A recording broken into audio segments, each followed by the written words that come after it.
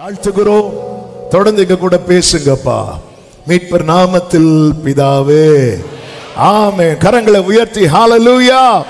வேதத்தை எடுத்துக்கொள்ளும். மார்க்கு சுவிசேஷம் 7வது அதிகாரம், அதனுடைய 37வது வசனம். எல்லாவற்றையும் நன்றாய் செய்தார். 34, 35, 37 இந்த வரிசையிலே வாசியுங்கள். வானத்தை அண்ணாந்து பார்த்து பெருமூச்சு விட்டு எப்பத்தா என்றார். அதற்கு திறக்கப்படுவாயாக என்ற அர்த்தமா. உடனே அவனுடைய செவிகள் திறக்கப்பட்டு அவனுடைய நாவின் கட்டும் அவிழ்ந்து அவன் செவ்வையாய் பேசினான். எல்லாவற்றையும் நன்றாய் செய்தார். சத்தமா ஆமென் சொல்லுங்க பார்க்கலாம். இந்த முதல் நாள் வேளையில, ஆமென், இந்த முதல் நாள் செய்தியில ஆண்டவர் சமூகத்தில் ஜெபித்த போது கர்த்தர் இந்த வார்த்தையை தான் சொல்ல சொன்னார். உன் வாழ்க்கையில எல்லாவற்றையும் நன்றாய் செய்யும்படி கர்த்தர் இருக்கிறார். 1, 2 அல்ல, எல்லாவற்றையும் ஆமென் சொல்லுங்க பார்க்கலாம். எல்லாவற்றையும் ஆமென். எழுதுறவங்க அப்படியே எழுதி இந்த செய்தியை கேட்க ஆரம்பியுங்கள். என் வாழ்க்கையில, என் குடும்பத்துல எல்லாவற்றையும். ஆமென். இது சுற்றி இருக்கிற அத்தனை பேரும் ஆச்சரியப்பட்டார்கள் என்று வேதம் சொல்லுகிறது. ஆமென். ஆகாதென்று தள்ளப்பட்ட கல் தலை கல்லாயிற்று. இது கர்த்தராலே ஆயிற்று. இது நம்முடைய கண்களுக்கு ஆச்சரியமாயிருக்கிறது. இந்த சம்பவத்தில் இருந்து எல்லாம் ஏற்கனவே பலமுறை பேசப்பட்ட கேட்கப்பட்ட வார்த்தைகளா இருந்தாலும் இன்று பேசும்படி ஆண்டவர் நினைவிலே கொண்டு வந்த சில காரியங்களை சொல்லி நான் ஜெபிக்கும்படி விரும்புகிறேன். நீங்க கவனிச்சீங்கன்னா 31வது வசனத்திலே சொல்லப்பட்டிருக்கிறது, மறுபடியும் அவர் தீரு சீதோன் பட்டணங்களின் எல்லைகளை விட்டு புறப்பட்டு தெக்கப்போலியின் எல்லைகளின் வழியாக கலிலேயா கடல் அருகே வந்தார் என்று சொல்லப்பட்டிருக்கிறது. மறுபடியும் வந்தார். மறுபடியும் என் லைஃப்ல அவர் மறுபடியும் வரப்போறார். மறுபடியும் நீங்க மார்க் 1 முதல் நீங்க படிச்சீங்கன்னா தெரியும். முதல்ல அவர் இந்த பகுதியில் எதுக்கு வந்தார்னு பார்த்தீங்கன்னா, அவர் ஞானஸ்நானம் எடுக்க வந்தார். மறுபடியும் வரார். எதுக்கு வராருன்னு பார்த்தீங்கன்னா, அழைக்க வருகிறார். பேதுரு, யோவான், யாக்கோபு இவர்களெல்லாம் அழைக்க வருகிறார். மறுபடியும் வருகிறார். எதுக்கு வர்றாருன்னு பார்த்தீங்கன்னா, பிரசங்கம் பண்ண. அந்த பகுதியில் எல்லா இடத்திலும் பிரசங்கம் பண்ண வருகிறார். ஒரு வேலைக்காக வருவார், முடிப்பார், போயிடுவார். மறுபடியும் வரார், போறார், மறுபடியும் வரார், போறார். இப்போ அவர் மறுபடியும் வருகிறார். எதற்காக தெரியுமா? இந்த ஒருவனுக்காக. இந்த ஆகஸ்ட் பிரேயருடைய விசேஷம், இந்த ஆகஸ்ட் பிரேயருடைய விசேஷம் என்ன தெரியுமா? ஆண்டவர் ஒருவனுக்காக. இந்த மாதம் கர்த்தர் தந்த வாக்கு தத்தமே அப்படிதான். அவனுக்கு முன்பாக அந்த ஒரு நபர் யாருன்னு நீங்க தேடாதீங்க. அந்த ஒரு நபர் நான் தான் ஆண்டவரே. அந்த ஒரு நபர் நான் தான் ஆண்டவரே. எனக்காக நீங்க மறுபடியும் வர போகிறீர். நம்புறவங்க மட்டும் நல்ல கரங்களை தட்டி மறுபடியும் அவர் முதலாவது வந்தார். நான் ஆவிக்குரிய கண்ணோட்டத்தோடு சொல்றேன், என்னை அழைக்க வந்தார்.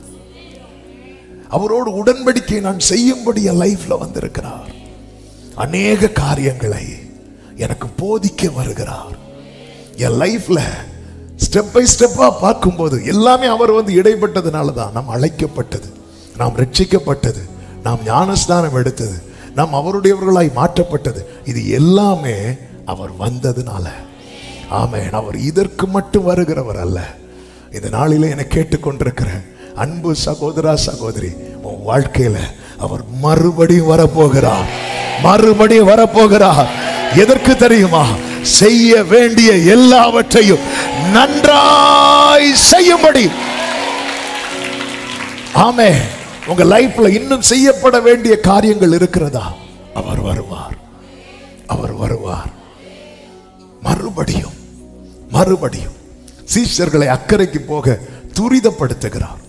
துரிதப்படுத்தி இவர்களை அக்கறைக்கு போக போட்ல அனுப்பிவிட்டு இவர் ஜெபிக்கும்படி ஒரு மலையிலே உட்கார்ந்து இருக்கிறார்.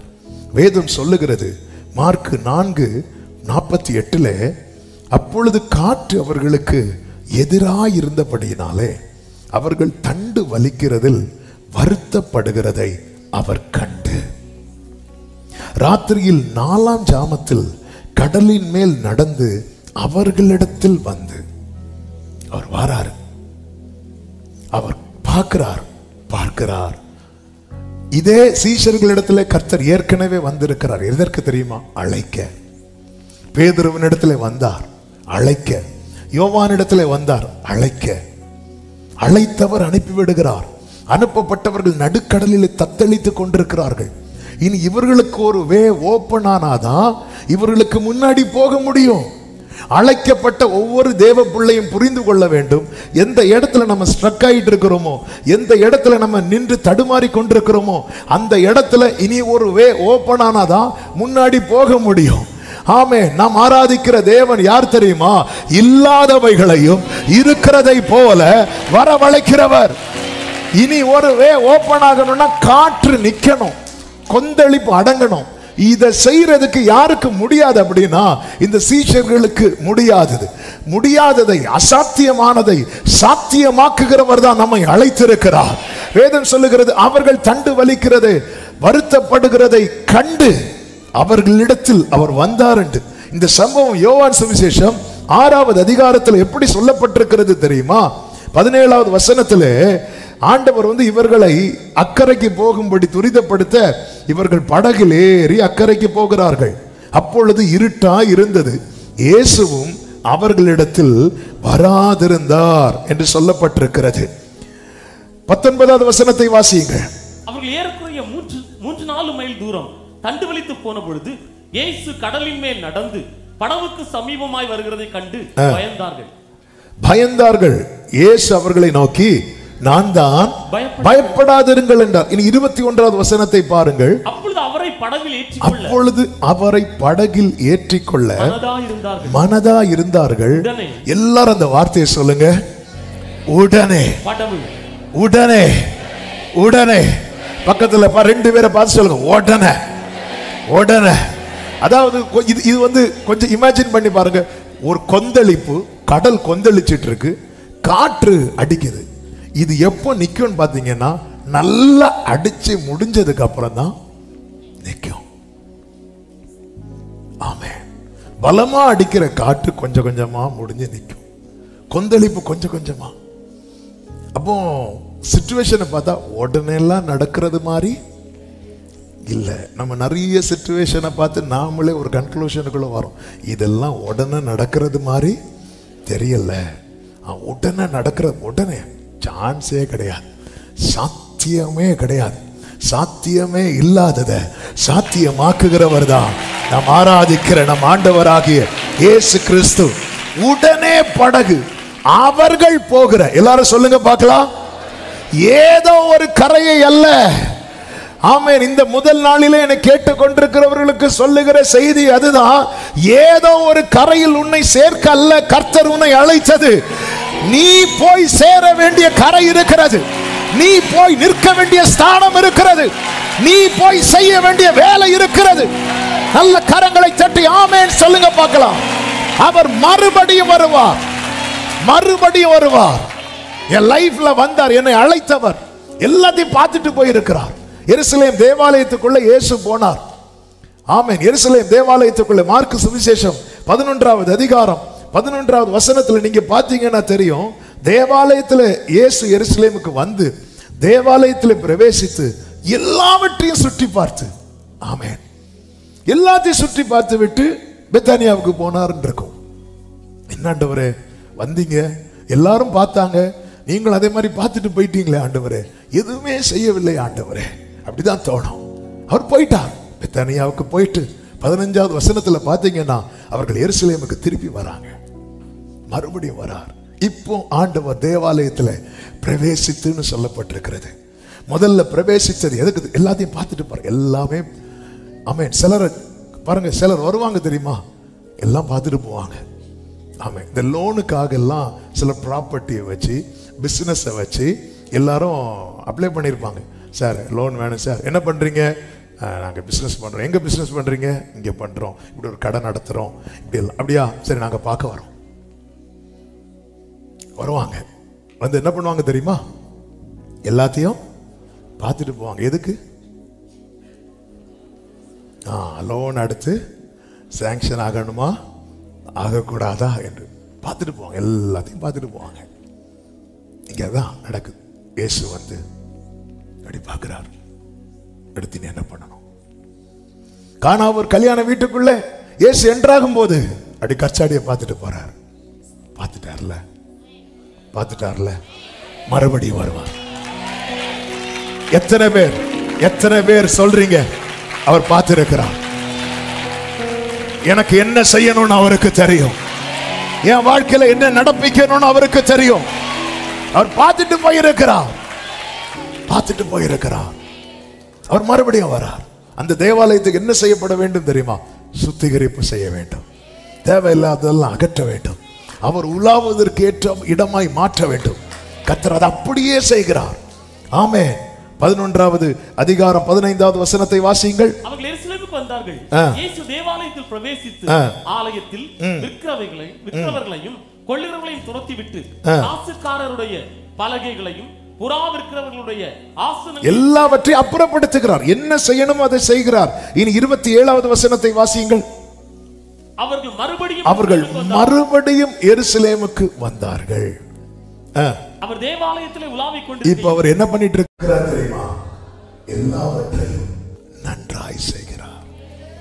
முதல்ல பார்த்துட்டு போனார். அடுத்து என்ன செய்யணுமோ அதை செஞ்சுட்டு போறார். இப்போ வந்து என்ன பண்றார் தெரியுமா?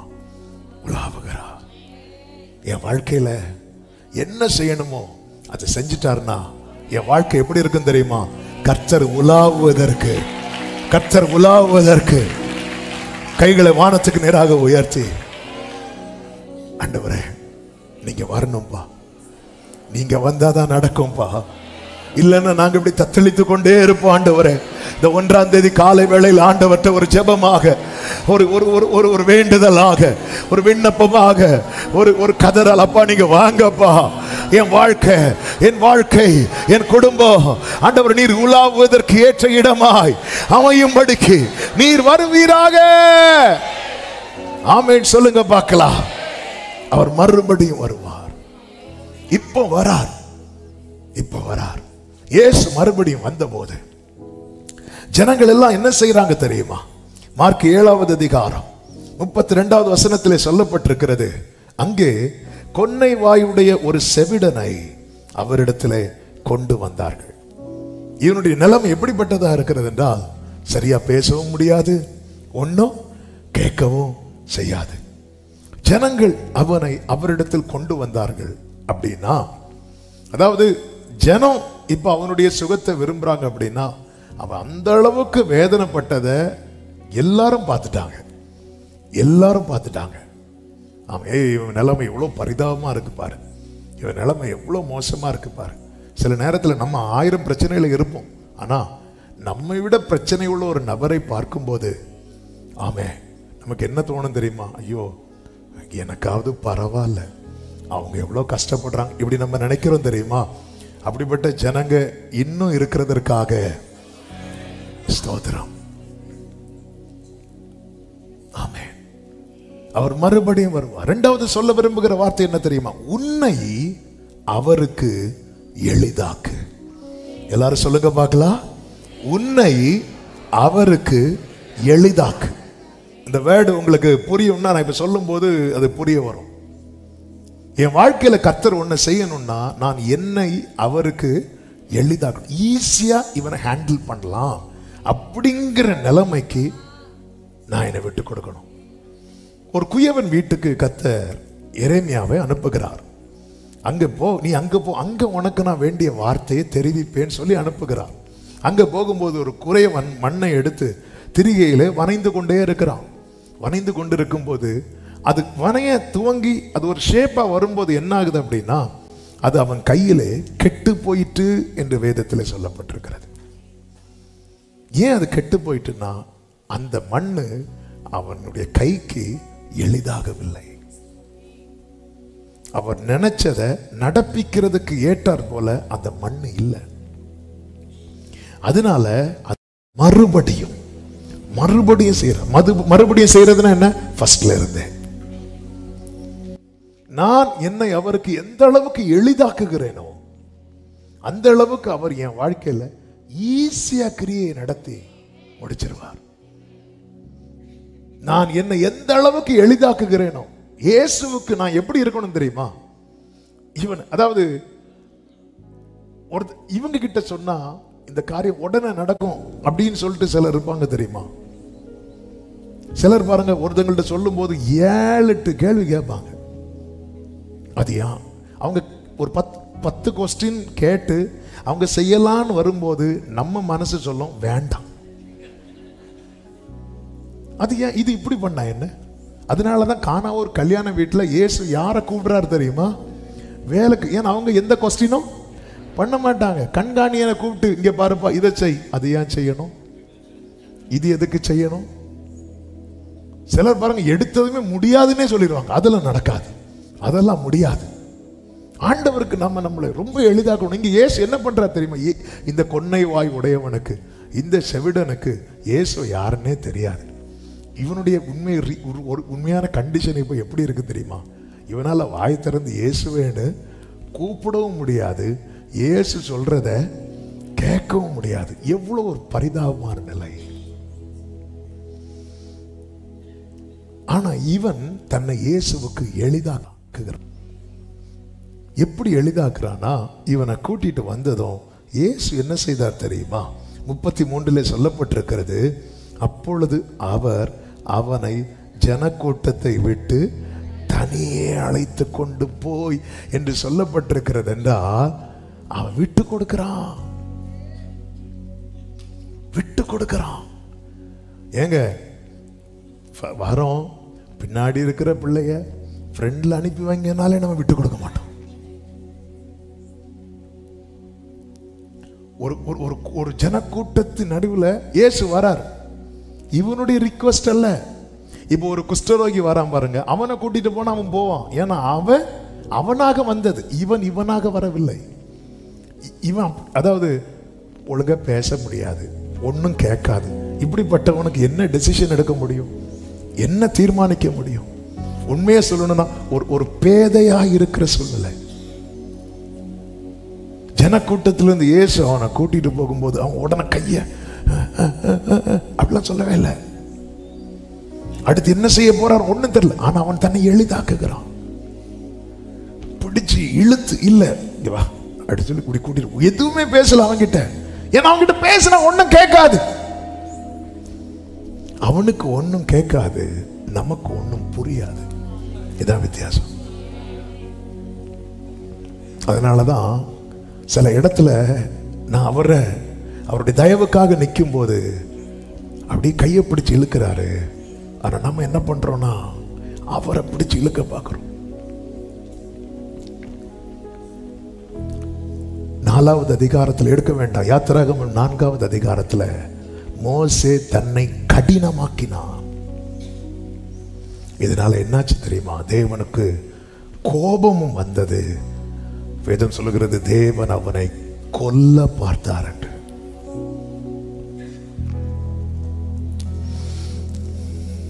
என் லைஃப்ல அடுத்து ஒரு கிரியை நடக்கணும்னா நான் வந்துட்டேன் அவர்கிட்ட. எப்படியோ வந்துட்டோம். இவன் எப்படி வந்தான்? எல்லாரும் தூக்கிட்டு வந்தாங்க. எப்படி வந்தீங்க? இன்னார் கொண்டு வந்தாங்க. எப்படியோ வந்துட்டோம். இனி அடுத்து ஒரு காரியம் இருக்கிறது. அவர் உங்களை அப்படி கைப்பிடிச்சு கூட்டிட்டு போக போறார்.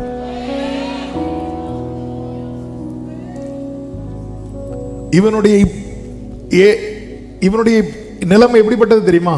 ஜனங்களால் கொண்டு வரப்பட்டான், அவரால் கொண்டு செல்லப்பட்டான். ஜனங்களால் கொண்டு வரப்பட்டான், அவரால் கொண்டு செல்லப்பட்டான். 4 வாலிபர்கள் ஒரு திமிர்வாதக்காரனை தூக்கிட்டு வந்தாங்க. 4 வாலிபர்களால் கொண்டு வரப்பட்டவன் அவர் சொல்ற, நீ எடுத்துட்டு போ அப்படிங்கிறார். இந்த படுக்கையை இனி அவங்க தூக்க கூடாது, நீ எடுத்துட்டு போ. நீ எந்த அளவுக்கு கர்த்தருக்கு உன்னை எளிதாக்குகிறாய், இது ரொம்ப முக்கியம். 4வது அதிகாரத்தில் மோசே தன்னை கடினமாக்குகிறான். முச்செடியில் அவர் எழுந்தருளி பேசிக்கொண்டே இருக்கிறார். நீ வா, நான் உன்னை அனுப்புறேன். வரமாட்டேன் வரமாட்டேன் வரமாட்டேன் வரமாட்டேன் வரமாட்டேன். தன் காரணத்தை சொல்லி இவன் ஆண்டவர் கைப்பிடிச்சு இழுக்கும் போது கூட வந்திருக்கிறவங்க சொல்லி இருக்கலாம், ஆண்டவரே நாங்களும் வரோம் ஆண்டவரே, ஏன்னா நீங்க என்ன பேசுறீங்கன்னு அவனுக்கு புரியாது. அவனுக்கு வாய் திறந்து எதுவும் உங்கள்கிட்ட கேட்க தெரியாது. உனக்கு என்ன கேட்கணும்னு தெரியாது. அவர் சொல்றது உனக்கு புரியவும் செய்யாது. அப்படி இருந்தாலும் பரவாயில்ல, நீ உன்னை எளிதாக்குனாலே போதும், அவர் பார்த்துக்கொள்வார். இங்க பாருங்க, இயேசு என்ன பேசுறாருன்னு அவனுக்கு கேட்காது, அவனுக்கு புரியாது, எதுவுமே புரியாது. என்னங்க புரியும்? ஒரு காது கேட்காத ஒருத்தன்ட்ட போய் இருந்து நீ அதை என்ன தெரியும், அவன் இப்படி கேட்டே இருப்பான். சிலர் இருக்கிறீங்க பாருங்க. இன்னைக்குள்ள செய்தி என்ன? வாக்குத்தத்தம் தானே, ஜெயம் தானே, அங்க போயிருவோம். ஆமென், ஹல்லேலூயா. அவனுக்கு ஒண்ணுமே புரியாது. அவர் என்ன சொன்ன எப்படிங்க இருக்கும்? கூட டிரான்ஸ்லேட் பண்றதுக்கு யாரு பாருக்கா? இவனுக்கு யார் சொன்னா புரியும்? சிலர் கூடவே இருப்பாங்க, இந்த ஆக்ஷனோட அந்த நபரை கூட ஜனக்கூட்டத்திலிருந்து அவனை அழைத்து கொண்டு போய் அவன் தன்னை எளிதாக்குகிறான்.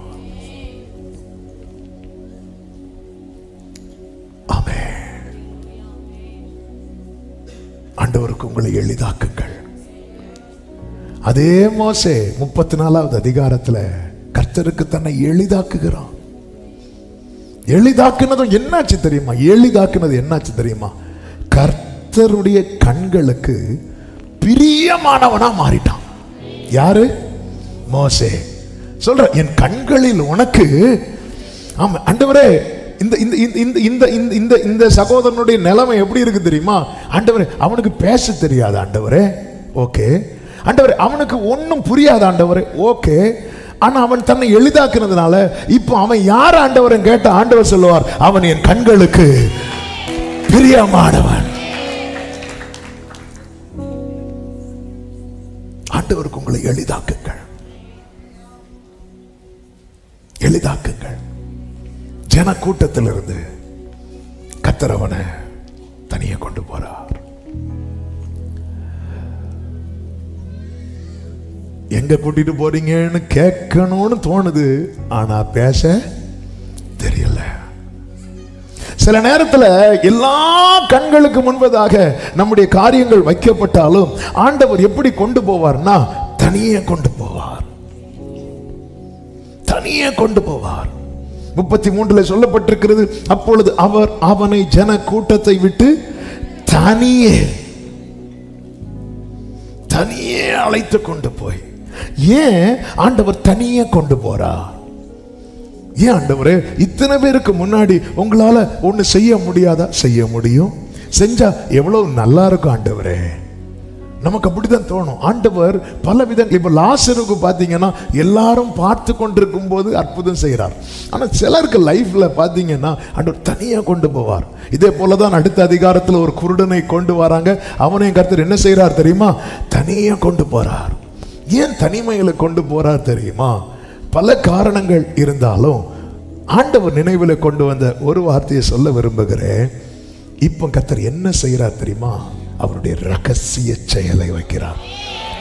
அதாவது எல்லாருக்கும் என்ன மட்டும் தெரியுது தெரியுமா? இவன் இயேசுவோடு போயிருக்கிறான், இது மட்டும்தான் தெரியுது. அடுத்து என்ன தெரிய போகுது தெரியுமா? இவன் பேசுறான், இவன் கேட்கிறான். இதுக்கு இடையில என்ன நடந்ததுன்னு யாருக்குமே தெரியணும்னா யாரு சொல்லி தெரியணும்? இப்போ நீங்க உங்க வாய் எப்படி ஆயிட்டா? இப்போ உங்க லைஃப்ல ஒண்ணு நடக்கணும், எல்லாரும் பார்த்துட்டு இருக்கிறாங்க, இவனுக்கு இது நடக்குமா? ஆண்டவர் உங்களை தனியா கூட்டிட்டு போறாரு, செஞ்சுட்டார், நடந்துட்டு. இப்போ நீங்க திரும்பி வாரீங்க, நீங்க பேசுறீங்க, என்னடா இது பேசினா? அவங்க சொல்றதுல உங்களுக்கு கேட்குது. இப்ப அவங்களுக்கு தெரியல, எல்லாரும் ஆச்சரியமா இருக்கிறாங்க. இனி அவங்களுக்கு தெரியணும்னா என்ன நடக்கணும்? பக்கத்துல 2 பேரை பார்த்து சொல்லுங்க, நம்ம சொல்லணும், நம்ம சொல்லணும், நம்ம சொல்லணும். ஆமென். சத்தமா ஆமென் சொல்லுங்க பார்க்கலாம். ஹalleluya. ஹalleluya. அவர் குழந்தைகள் பாலகர் வாயிலே பலனை உண்டு பண்ணுகிற தேவன். நல்ல கவனமா கேளுங்க. நம்ம சொல்லணும், யோசேப்புக்கு என்ன நடந்தது என்று யாருக்கு தெரியாது? சகோதரர்களுக்கு தெரியாது. அவங்களுக்கு தெரிஞ்சது என்ன தெரியுமா? இவன் ஒரு சொப்பனம் கண்டான், இவ்வளவு மட்டும்தான். அடுத்து என்ன நடந்தது என்று தெரியாது. இப்ப சகோதரர்கள் வந்து பார்க்கும் போது சொப்பனம் நிறைவேறி இருக்கிறது. இது எப்படி நடந்தது என்று யோசேப்பு சொல்றார். யோசேப்பு சொல்றார். சகரியா உள்ள போறார். எங்க போறாரு? ஆலயத்துக்குள்ள போறார். பிரேயர் பண்றார். ஆண்டவர் வாயடிச்சிட்டார், வெளியே கிளம்பினார். இதான் தனிமை.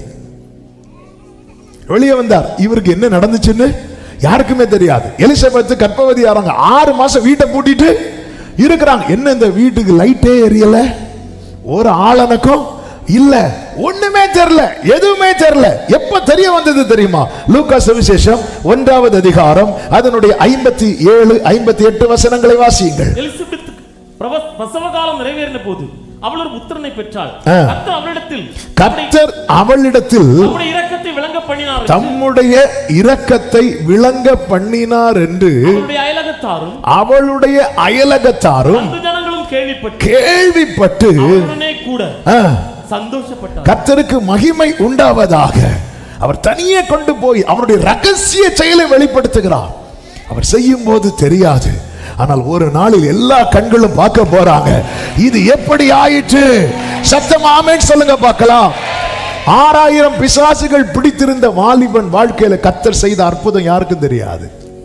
ஆனா அவன் ஊர்ல போய் பிரசித்தி படுத்துறான் பாருங்க.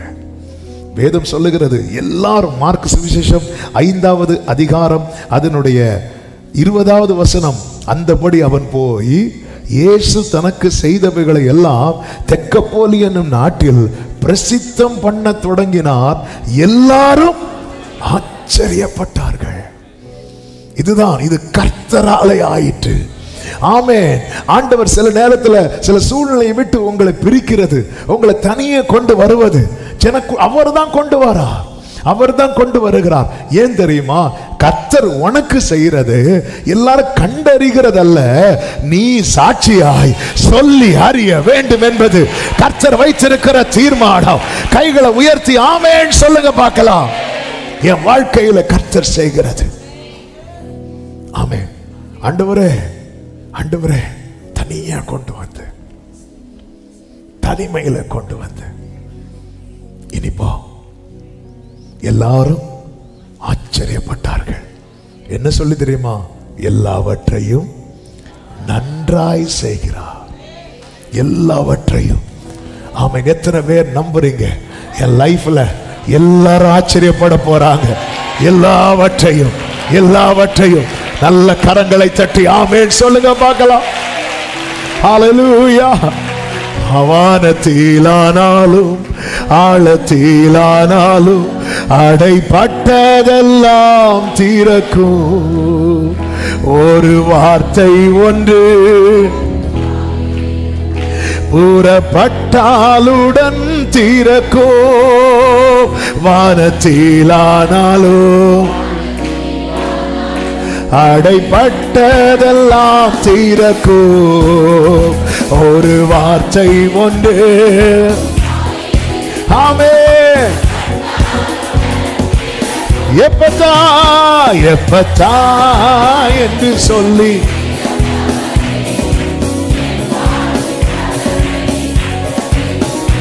எப்பத்தா. ஆமென். ஹல்லேலூயா. கர்த்தருக்கு மகிமை உண்டாவதாக.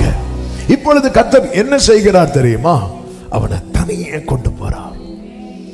அவரால் எப்படி அவனை தனியே கொண்டு போக முடிந்தது என்றால் அவன் தன்னை அவருக்கு எளிதாக்கினான். இந்த வேர்டை நீங்க உங்க ஆழ் மனதில் எழுதி வச்சுக்கோங்க. நான் எந்த அளவுக்கு 40 வருஷம் அவர் ஜனங்களை ஆலோசித்து இந்த ஜனங்கள் கடினம் உள்ளவர்கள் என்று சொல்லி அப்படி இளைப்பாறுதல்ல அவர் அவருடைய டோரை க்ளோஸ் பண்ணிட்டார். நம்ம லைஃப்ல யார் வேணாலும் வாசல் அடைக்கலாங்க, மேட்டரே கிடையாது. ஆனா கர்த்தர் அடைச்சிட்டார்னா அவரை குறித்து என்ன சொல்லப்பட்டிருக்கிறது? அவர் பூட்டக்கூடாதபடி திறக்கிறவர் மட்டுமல்ல, திறக்க கூடாதபடி பூட்டுகிறவர். வேளையின் கதவை யார் அடைத்தா? கர்த்தர். நோவா அடைச்சிருந்தா என்ன இருக்கும் தெரியுமா? சொந்தக்காரங்க வெளியே இருக்கிறாங்க. நோவான்னு கத்தட்டினா நோவா என்ன பண்ணிருப்பாரு? திறந்திருப்பார். கர்த்தர் அடைக்கிறார். சிலரை உள்ள விட்டா நோவா வெளியே போயிருந்திருப்பார். அது வேற. ஆமே, கர்த்தருக்கு தெரியும் யார் உள்ள இருக்கணும். சொந்தக்காரங்க இப்ப வெளியே இருந்து சத்தம் போட்டுருப்பாங்க, இவர் மிருகங்கள் எல்லாம் வீட்டில் வளர்க்கலாம், எங்களை வெளியே விட்டுருக்கிறான், என்னவும் சொல்லிட்டு போட்டோம். அதாவது இந்த திறக்கப்பட்ட வாசலினுடைய அருமை எப்ப தெரியும் தெரியுமா? அது அடைக்கப்பட்ட பிறகு. ஆதார் எண்ணை இத்தனை நாளுக்குள்ளே புதுப்பித்துக் கொள்ளுங்கள் அப்படின்னு வரும். ஒரு மாசம் டியூரேஷன் கொடுப்பாங்க. அது லாஸ்ட் நாள் பார்த்தீங்கன்னா கியூ 2 கிலோமீட்டருக்கு நிற்கும். ஒரு மாசம் சும்மா தான் இருந்திருக்கும். ஏன் இப்போ வராங்க தெரியுமா? சேங்கல் என்ன பண்ண போறாங்க? அதை அடைக்க போறாங்க.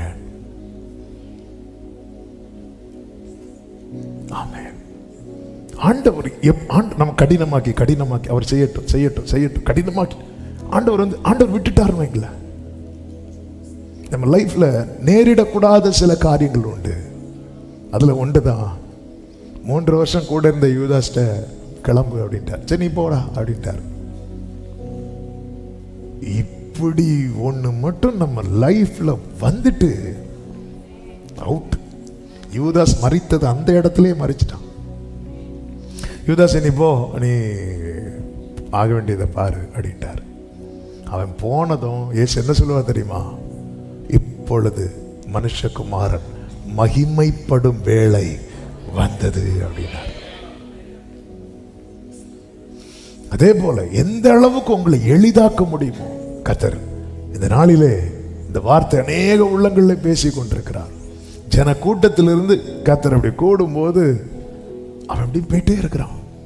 அடுத்து என்ன நடக்க போகுது தெரியாது. அடுத்து என்ன செய்ய போறார் தெரியாது. இல்ல தூக்கிட்டு போயிட்டு என்ன பண்ண போறாருன்னு தெரியாது. ஆனா எளிதாக்குறான். மரியாள் வந்து சொல்றாங்க, அவர் உங்களுக்கு என்ன சொல்றாரோ தண்ணீரை மொண்டு கொண்டு கொடுங்க அப்படிங்கிறார். தண்ணீரை எடுத்து கொடுங்கன்னு தான் சொல்றார். இப்போ அது ரசமா மாறிச்சா டேஸ்ட் பண்ணி பாரு, ஒன்னும் சொல்லல. சிலர் அப்படி டேஸ்ட் பண்ணி பாக்குறாங்க, ரசம், தண்ணீரை எடுத்து கொடு. தெரியாது. பார்க்க பரியாசமா தான் இருக்கும். பார்க்கிறவங்களுக்கு என்னது முட்டாள்தனம் பண்ணிட்டு இருக்கிறான். நீங்க என்ன பண்ணிட்டு இருக்கிறீங்க? ஆண்டவர் சொன்னார் புத்தகத்துல எழுதி வைன்னு. நான் எழுதி ஜெபம் பண்ணிட்டு இருக்கிறேன். சிரிப்பாங்க. கடைசியில் உங்க சாட்சி வாசிக்கும் போது அவங்க முன் இருப்பாங்க, நீங்க சிரிப்பீங்க. அப்படிதான்.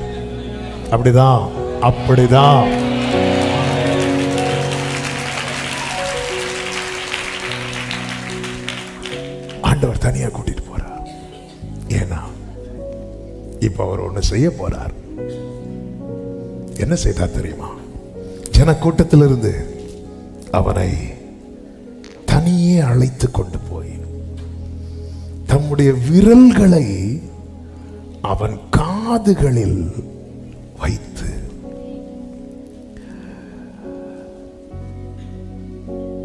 அடுத்த காரியத்தை அடுத்து சொல்றேன். அவர் எங்க கை வைக்கிறார் பாருங்க. எங்க அடைப்பட்டிருக்கிறதோ அங்க அவர் கை வைக்கிறார். நீ தனியா அவரோடு போக பழகிட்டேனா, எங்க அடைப்பட்டிருக்கிறதோ, எது அடைப்பட்டிருக்கிறதோ அதில் அவர் கையை வைப்பார். அவருடைய விரல்களை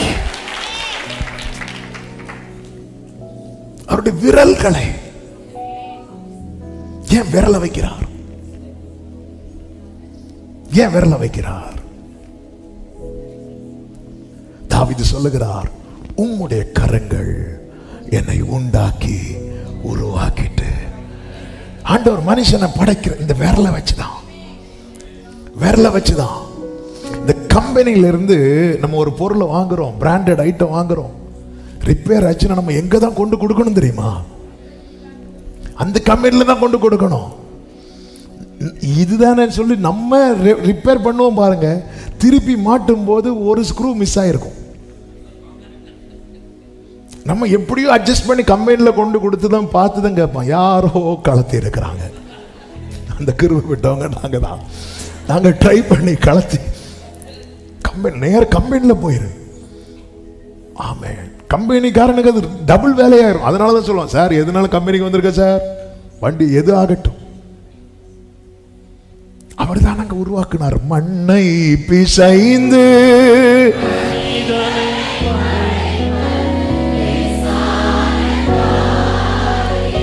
வலது கரத்தை உயர்த்தி என் வாழ்க்கையில எது எது அடைப்பட்டிருக்கிறது என்று உங்களுக்கு தான் தெரியும் ஆண்டவரே, உங்களுக்கு தான் தெரியும் ஆண்டவரே. அப்ப நீங்க கையை வச்சிட்டீங்கன்னா ஜெபம் பண்ணுங்க. உங்க லைஃப்ல எது அடைபட்டிருக்கிறது ஆண்டவரே, அந்த காது கேட்காதவன் காதுகள்ல உம்முடைய விரல்களை நீர் வைத்தீரே, என் லைஃப்ல இது அடைபட்டிருக்கிறது, இது அடைபட்டிருக்கிறது. உங்க விரல்கள், உம்முடைய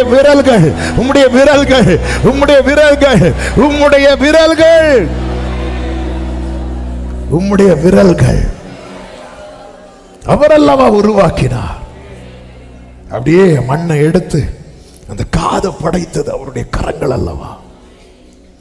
உம்முடைய விரல்களின் கிரியை அவர் அப்படியே டிசைன் பண்றார்.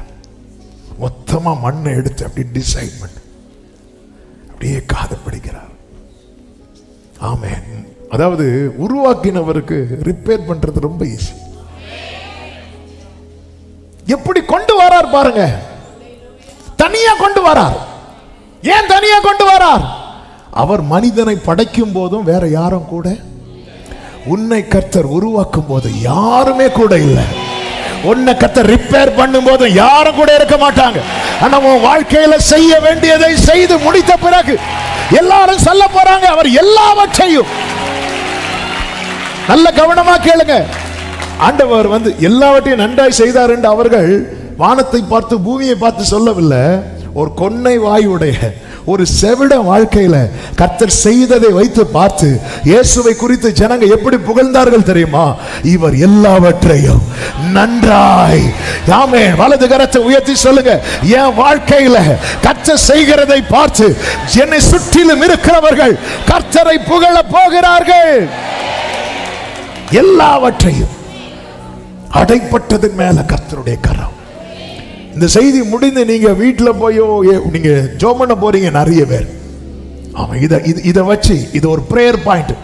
என் வாழ்க்கையில அடைப்பட்டதன் மேல அப்பா உங்க கையை வைங்கப்பா, அவன் காதுகளிலே அவர் தம்முடைய விரல்கள். ஏன் கையை வச்சுன்னா இப்படி, விரலை வச்சுன்னா இப்படி, கையை வச்சுன்னா மொத்தமா காமனா தொடுறது, விரல வச்சுன்னா ஆழத்தை தொடுறது. ஆமென். அவர் வைக்கிறார். விரல காதுல வைக்கணும்னா அவன் எப்படி நிற்பான் தெரியுமா? முகத்துக்கு முகம் அப்படி பார்த்துட்டு பக்கத்துல எப்படி நிற்கிறார். ரைட்டு ஸ்பீடாவா தனியா கூட்டிட்டு போய் எப்படி நிறுத்தி வச்சிருக்கிறார் தெரியுமா? அவன் நான் நிற்கிறான், இப்படியே கூட்டிட்டு போறார். இப்படி கூட்டிட்டு போயிட்டு இப்படியே பார்க்கிறார். இவனுக்கு சொல்ல தெரியாது, சொன்னா புரியாது. இப்படிங்கிறார். அவ்வளவுதான்.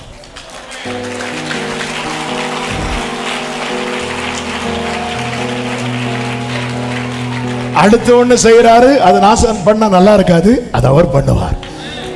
அவ்வளவுதான். இப்படி நிற்கும் போது இப்படி கொஞ்ச நேரம் நிற்கிறார்.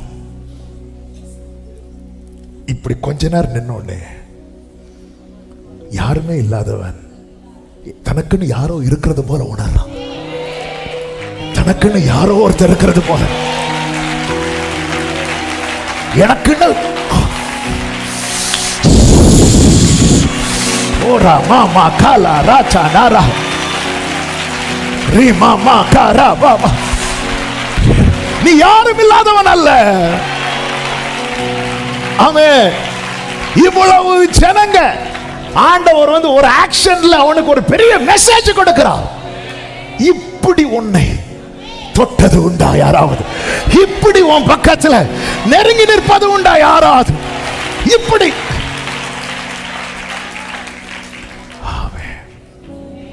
ஹல்லேலூயா. நான் நம்புறேன் இப்படி நின்னதும் அவன் கண்ணில் இருந்து அப்படி கண்ணீர் அடைஞ்சிருக்கும். அவனுக்கு பேச தெரியாது. அவரை பார்த்து இப்படி அழுதுட்டே இருந்திருப்பான். அழுதுட்டே இருக்கும்போது அடுத்து ஒண்ணு செய்கிறார். அவர் உமிழ்ந்து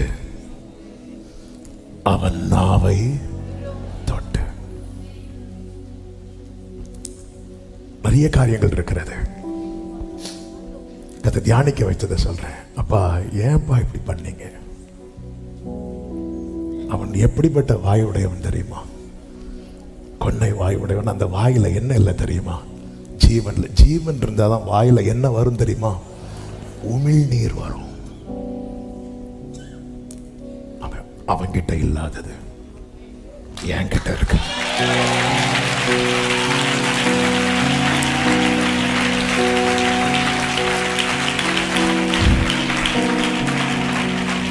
உயிரற்றவைகளை கர்த்தர் உயிர்ப்பிக்கும்படிக்கு ஒரு கிரியையை செய்ய போகிறார்.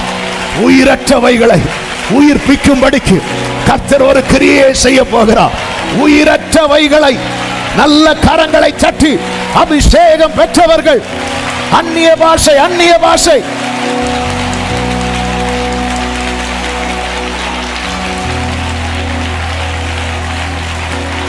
ஹல்லேலூயா. ஆமென். இந்த துப்புறதுனால என்ன தெரியுமாங்க? துப்புறதுனால என்ன தெரியும்? யோபு என்ன சொல்லுவார் தெரியுமா? யோபு 30:10 எடுக்க வேண்டாம், நேரம் போகிறது, நான் சொல்லி விடுகிறேன்.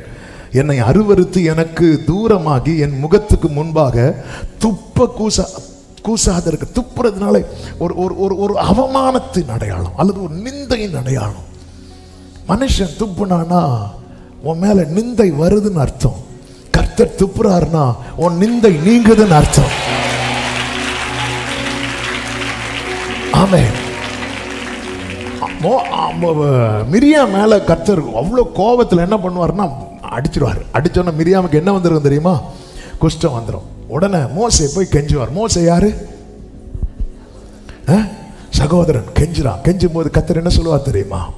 அவள் தகப்பன் அவள் முகத்திலே காரி துப்பினது உண்டானால். மோசே நீ யாரு? மோசே நான் பிரதர் ஆண்டவரே, நான் அப்பாடா. ஆமென். ஹல்லேலூயா.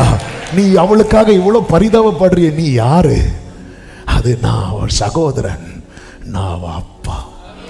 நான் எனக்கு தெரியும் எனக்கு இல்லாத அக்கறையா உனக்கு இருக்க போகிறது. ஆமென்.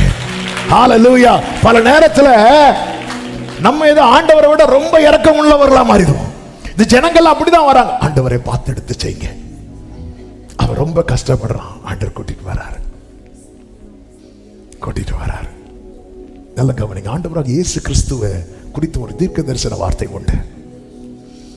ஏசாயா 50வது அதிகாரம். ஆண்டவராக இயேசு கிறிஸ்துவை குறித்து அவர் காலைதோறும் என்னை எழுப்புறார், நான் எதிர்க்கவும் இல்லை பின்வாங்கவும் இல்லை அப்படி சொல்லிட்டு எடுத்து சொல்றாரு. ஏசாயா 50:6 வாசியுங்கள். அடிக்கிறவர்களுக்கு என் முதுகையும் தாடை மயிரை பிடுங்கிறவர்களுக்கு என் தாடைகளையும் ஒப்புக் கொடுத்தேன். அடுத்த வார்த்தை. அவமானத்துக்கும் உமிழ்நீருக்கும் என் முகத்தை மறைக்கவில்லை. நல்ல கவனமா கேளுங்க. ஆமென். இது அப்பதான் அனுமதிச்சிருக்கிறார். எஸ், இயேசு முகத்தை மறைக்கல. இந்த சகோதரனும் அவர் உமிழும் போது முகத்தை மறைக்கல. ஆமென். அன்றியும் அவருடைய தீர்மானத்தின்படி அழைக்கப்பட்டவர்களாய் தேவனிடத்தில் அன்பு கூறுகிறவர்களுக்கு சகலம். என் ஆண்டவர் ஊதினாலும் எனக்கு ஆசீர்வாதம், உமிழ்ந்தாலும் எனக்கு ஆசீர்வாதம். அப்பா என்னப்பா பண்ண போறீங்க? துப்ப போறேன். துப்புங்கப்பா. நான் முகத்தை மறைக்கவில்லை. ஆமென். கையை பிடித்த போது கையை எடுக்கல, கூட வாழ்ந்த போது உடன் பயணிக்க மறுக்கவில்லை. அவர் உமிழ்ந்த போது முகத்தை மறைக்கவில்லை. இதை பார்த்ததும் இயேசு பெருமூச்சு விடுறார், பெருமூச்சு விடுறார். உனக்கு கொஞ்சம் பலன் இருக்கு, நீ என் நாமத்தை மறுதலையாதபடியா இதோ திறந்த வாசலை உனக்கு முன்பாக.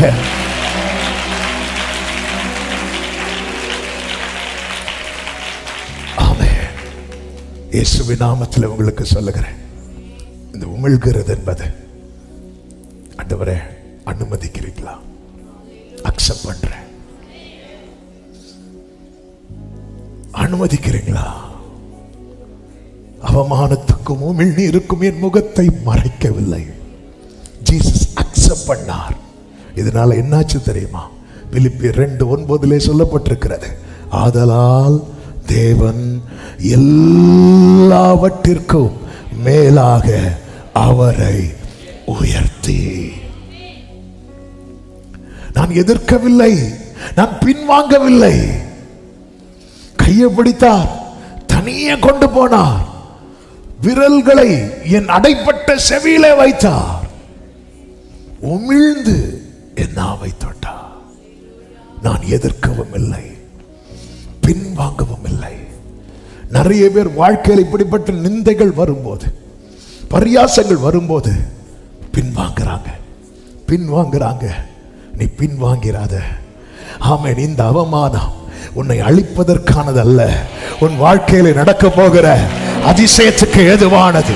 இந்த அவமானம் உன்னை அழிப்பதற்கானது அல்ல. ஆமென். ஹல்லேலூயா. அவன் கண்களில் கண்ணீர், உமிழ்ந்து நாவை தொட்டு. ஆமென். முகத்தை மறைக்காத, விலகிறாத. வாழ்க்கையில் இப்படிப்பட்ட நிந்தை அவமானம் இனி நான் ஜெபம் பண்ணா எல்லாரும் பரியாசம் பண்ணுவாங்களே, இனி நான் பைபிள் எடுத்தா.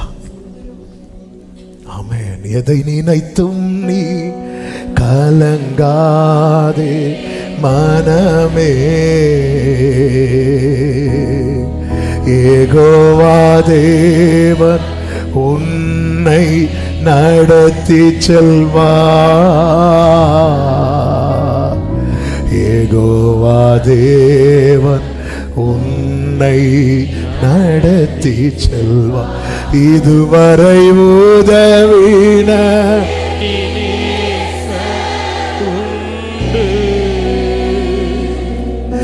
இனியும் உதவி செய்வார். பிரியமானவர்களே, இதை எழுதும் போது ஆண்டவர் சிந்தையில வைத்த ஒரு வார்த்தையை சொல்லவா?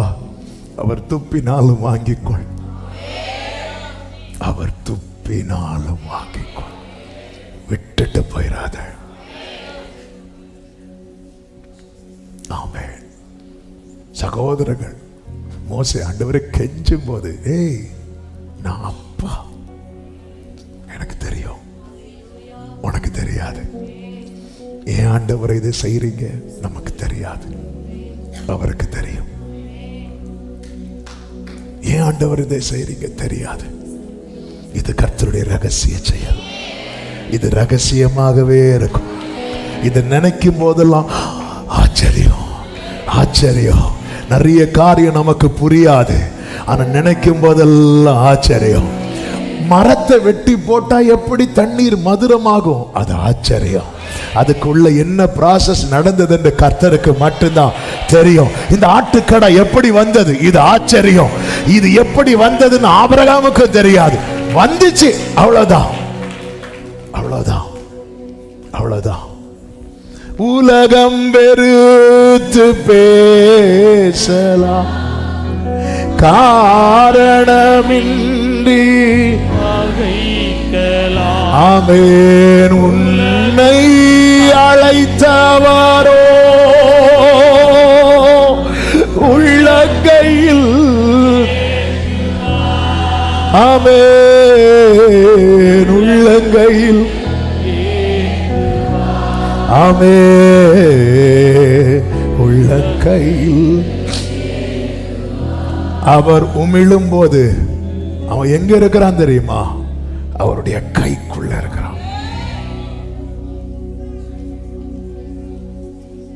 உமிழ்ந்து அவன் ஆவத்தொட்டு இப்ப ஒரு வானத்தை வேதம் சொல்லுகிறது அண்ணாந்து பார்த்து.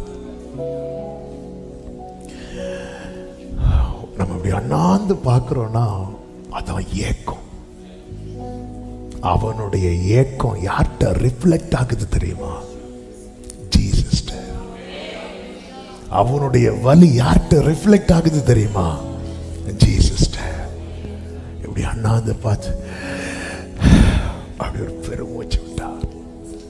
இயேசு ஒரு சில இடத்துல இப்படி பெருமூச்சு விடுவதை பார்க்க முடியும். அவர் துப்பினாலும் வாங்கிக்கொள். யோபு அதை வாங்கிக் கொண்டான். அவரிடத்திலிருந்து நன்மையை பெற்ற நாம தீமையை பெற வேண்டாம். வாங்கிட்டான். நீங்க தான் தரீங்களாப்பா? துக்கத்தின் பான பாத்திரம் கர்த்தாவென்றே கையில் தன்னா சந்தோஷத்தோடதும் வாங்கி அல்லேலூயா. வானத்தை அண்ணாந்து பார்த்து பெருமூச்சு விட்டு இப்பொழுது சத்தமிடுகிறார். எப்பத்தா என்கிறார். இன்னைக்குள்ள செய்தி இதுதான். அவரை எப்பத்தா என்று சொல்லவை.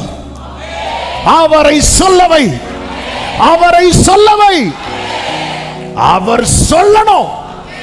நான் சொன்ன திறக்காது. நான் எப்பத்தா என்றால் திறக்காது. சொல்ல வேண்டியவர் சொன்னால் ஒரு வார்த்தை ஒன்று அவர் வாயிலிருந்து எப்பத்தா என்றால் திறக்கப்படுவாயாக என்ற அர்த்தம். எப்பத்தாலும் யாரு சொல்லணும் தெரியுமா? சொல்ல வேண்டியவர் சொல்லணும். ஜனங்கள் எல்லாரும் சேர்ந்து அவரை சொல்ல வைக்க ட்ரை பண்ணாங்க, சொல்லல. ஆனா அவன் சொல்ல வச்சான். பேச தெரியாதவன் சொல்ல வைக்கிறான். செவிடன் சொல்ல வைக்கிறான். இந்த நாளில் என கேட்கிற சகோதர சகோதரி, அவரை சொல்லவை. அவரை சொல்லவை.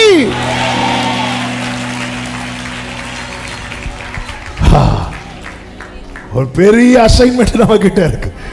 ஓ, நான் தான் சொல்ல வைக்கணுமா? எஸ். நான் என்ன செய்யணும்? அவர் என்ன பண்ணாலும் வாங்கிக்கோ. தனியா கொண்டு போறார். அக்செப்ட் பண்ண. கைய காதுல வச்சு உமிழும் போது வாங்கிக்கோ. துப்புனாலும் வாங்கிக்கோ. பார்த்துட்டே இருப்பா. என்ன பண்ணாலும் அக்செப்ட் பண்றானே. இதுதான் அவருக்கு ஏக்கம். அவருக்கு பெருமாச்சு. அவரால அவரை சொல்ல வைக்கிறதுக்கு இவனுக்கு ஜெபிக்க தெரியாது. இவனுக்கு பரலோகத்தில் இருக்கிற எங்கள் பிதாவே உம்முடைய நாமம் ஒண்ணுமே சொல்ல தெரியாது. அப்படியே பார்த்து அழுதுட்டே இருக்கிறான். அவர் சொல்றார், நாம சொல்லிட்டோம். அவர் சொல்லணும். எப்பத்தான் அவர் சொல்லணும்? இந்த ஆகஸ்ட் மாதத்தின் முதல் நாள்ல ஆமென். நம்முடைய லைஃப் எளிதாக்கிருங்க. ஆண்டவரே, எங்களுக்கு பெருசா ஜெபிக்கலாம் தெரியாது. இங்க பாருங்க, யாரை நிறுத்தி கர்த்தர் நமக்கு டீச் பண்ணிட்டு இருக்கிறார். கொன்னை வாயுடையவர், பேச தெரியாதவர். அவன் வாய் காது ஒண்ணுமே சொன்னா கூட, அதாவது சொல்லி சொன்னா கூட ரிப்பீட் பண்ண தெரியாதவன். நம்மளாவது சொல்லுவோம், எல்லாரும் சொல்லுங்க எப்பத்தான், உடனே எல்லாரும் எப்பத்தானோ. அவனுக்கு சொல்லி இதை சொல்லுன்னு சொன்னா கூட சொல்ல தெரியாதவன். அப்படிப்பட்டவன் இயேசுவை சொல்ல வச்சுட்டான். நீங்க எப்படி ஜெபம் பண்ண போறீங்களோ அதெல்லாம் எனக்கு தெரியாது. அவர் சொன்னால் திறக்கும். அவர் சொன்னால்தான் திறக்கும். வேதம் சொல்லுகிறது, வானத்தை அண்ணாந்து பார்த்து பெருமூச்சு விட்டு எப்பத்தா என்றார். அதற்கு திறக்கப்படுவாயாக, திறக்கப்படுவாயாக. அங்க என்ன வெளிப்படுகிறது தெரியுமா? கமாண்ட், கட்டளை, கட்டளை வெளிப்படுகிறது.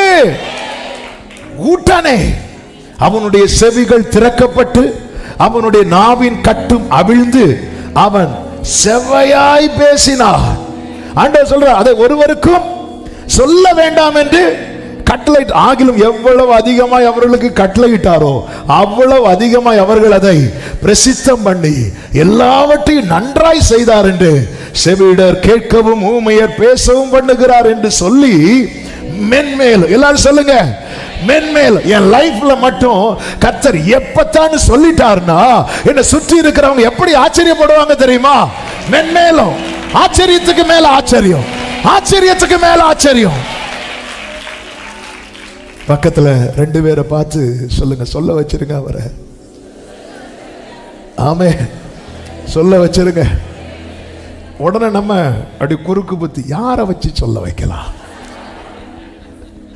இவங்க பேசினா ஒரு கானானிய ஸ்திரீ வந்து தாவீதின் குமாரனை இறங்கோன்னார்.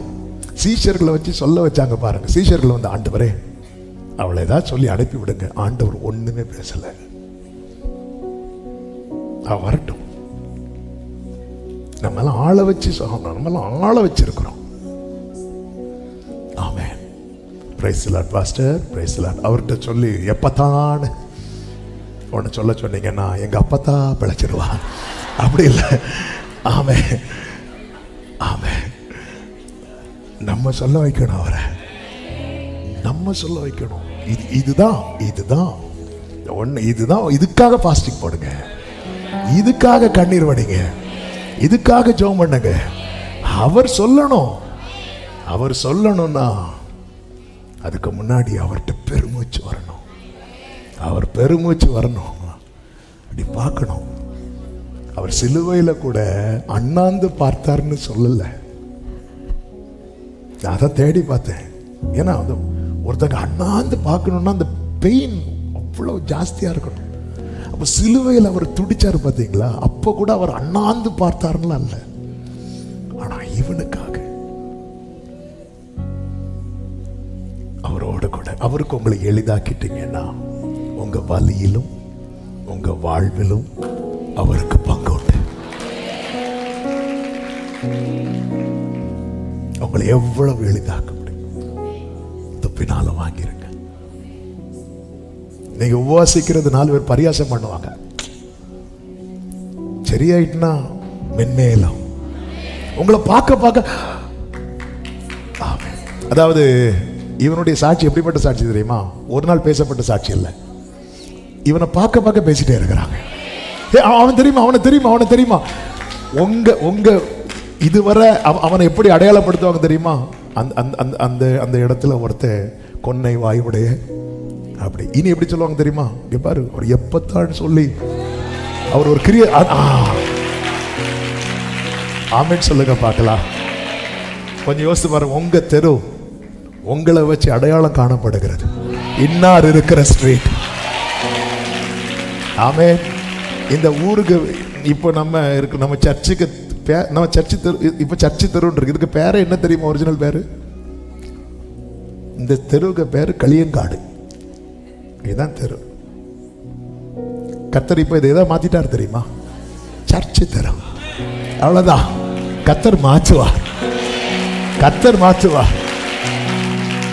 ஆமே. இப்போ இந்த தெருவுக்கு அட்ரஸ் எப்படி தெரியும் வரும்?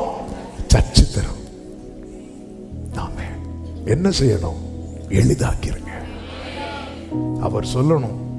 அவர் சொன்ன, நீ சொன்னால் எல்லாம் ஆகும்,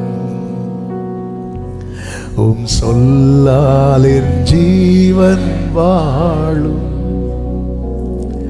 என் கண்கள் உம்மை தேடும், உள்ளம் வாடும், உம் கிருபையும் தயும் என் வாழ்வை மாற்றும். பலவீனன் என்று சொல்லாமல் பலவான் என்பேனா, சுகவீனன் என்று சொல்லாமல் சுகவான் என்பேனா, பலவீனன் என்று சொல்லாமல் பலவான் சுகவீனன். ஆமென். டைட்டஸ் ஒரு வாட்டி கூட வா. ஆண்டவர் எல்லாருக்கும் இப்படி செஞ்சாரா? இந்த ஒரு காரியத்தை நான் சொல்லி ஆகணும். எல்லாருக்கும் இப்படி செய்யல. 100க்கு அதிபதியின் வேலைக்காரனை பார்க்கவே இல்லை, ஆனா இவனுக்கு இப்படிதான் செய்தார். உங்க பிரச்சனை எல்லாருக்கும் தெரிந்தும் இன்னும் ஒண்ணும் செய்யல. இந்த நாட்கள்ல நீங்க எதுக்கு ஜெபம் பண்ணணும் தெரியுமா? இந்த ஒரு உறவுக்காக, இந்த ஒரு உறவுக்காக. நீங்களும் இயேசு மட்டும், இது கடையில ஒருத்தரும் கிடையாது. இந்த ஒரு உறவுக்காக நீங்க ஜெபம் பண்ணுங்க, உங்களை எளிதாக்குங்க. இயேசுவின் நாமத்தில் உங்களுக்கு தீர்க்க தரிசனமாய் சொல்லுகிறேன், உங்களுக்காக அவர் சொல்லுவார். எப்பதா நல்ல கரங்களை தட்டி ஆமென். ஆமென். கானானிய ஸ்திரீயின் மகளை இயேசு பார்க்கவே இல்லை, 100க்கு அதிபதியின் வேலைக்காரனை இயேசு பார்க்கவே இல்லை. ஆனா இவனுக்கு அப்படி அல்ல, உனக்கு அப்படி அல்ல. ஆமென். பார்க்காமலும் வராமலும் தொடாமலும் ஊமிழாமலும் பெருமூச்சிடாமலும் உனக்கு அற்புதம் செய்ய முடியும். ஆண்டவர் அது அல்ல. நீ வரணும், நீ சொல்லணும். நாளைக்கு ஒரு சரித்திரம் சாட்சி எப்படி சொல்ல தெரியுமா? அவ்வளவு க்ளோஸா என்ன கொண்டு வர. ஹalleluya, ஹalleluya. எல்லாரும் எழுந்து நிற்கலாமா? ஆமென். ஒரு 5 நிமிஷம் ஜெபம் பண்ணி முடிக்க போறோம். Thank you Jesus. Thank you Holy Spirit. Thank you Holy Spirit. ஆமென். ஆண்டவரே, ஆண்டவரே, என்னை உமக்கு நான் எளிதாக்கும்படிக்கு, ஆமென், எனக்குள்ள இருக்கிற அந்த கல்லான கடினமான இருதயத்தை எடுத்து போட்டு விடுவீராக. நீங்க கைப்பிடிக்கும் போது நான் கையை தரணும், நீங்க அழைக்கும் போது நான் நடக்கணும், நீங்க என்ன பண்ணாலும் நான் ஏற்றுக்கொள்ளணும். ஒரு 5 நிமிஷம் நீங்க ஜெபம் பண்ணுங்க பார்க்கலாம். ஹalleluya. Thank you Holy Spirit. Thank you Holy Spirit. Hallelujah. Hallelujah. Hallelujah. Hallelujah. ஆமென். எத்தனை பேர் ஆண்டவரே ஒன்றை மட்டும் நன்றாய் கேளுங்க. இன்னைக்கு காலையில் பரிசுத்த ஆவியானவர் இந்த வார்த்தையை வைத்து ஜெபிக்கும் போது அதுதான் சொன்னார்.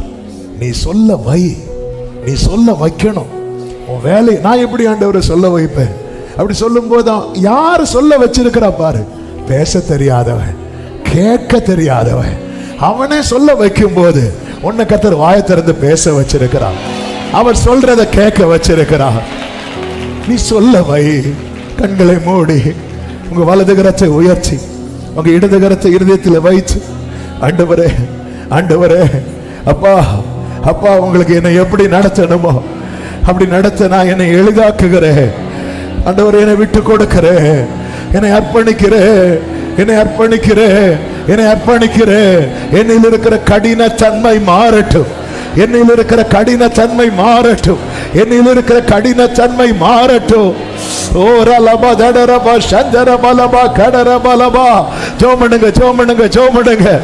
ஆமென். அப்பா, அப்பா, ஆண்டவரே, என் ஜெபம், என் வாழ்க்கை, ஆண்டவரே, ஆண்டவரே, நீர் எப்பத்தா என்று சொல்லும்படிக்கு, ஆண்டவரே, என் வாழ்க்கை உமக்கு எளிதாவதாக, என் வாழ்க்கை உமக்கு எளிதாவதாக.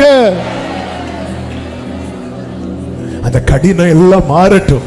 இந்த முதல் நாளிலே பரிசுத்த ஆவியானவர் இதற்காக ஜெபிக்க வைக்கிறார். அந்த கடினம் எல்லாம் மாறட்டும். ஆண்டவரே, வேற யாரு சொன்னாலும் என் வாழ்க்கையில கதவு திறக்காதப்பா.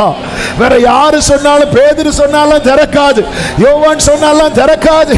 நீங்க சொல்லணும், நீங்க சொல்லணும், நீங்க சொல்லணும். ஹalleluya, ஹalleluya, ஹalleluya. நீ சொன்னால் எல்லாம் ஆகும்,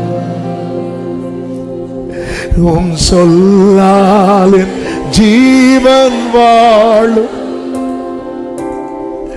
என் கண்கள் உம்மை தேடும், நான் உடைந்தால் என் உள்ளம் பாடும் கிருபையும் வார்த்தையும் எந்தன் வாழ்வை தாங்கும் கிருபையும் ஆமென் எந்தன் வாழ்வை தாங்கும். ஒரே சத்தமாய் பலவீனன் என்று சொல்லாமல் பலவான் என்பேனான், சுகவீனன் என்று சொல்லாமல்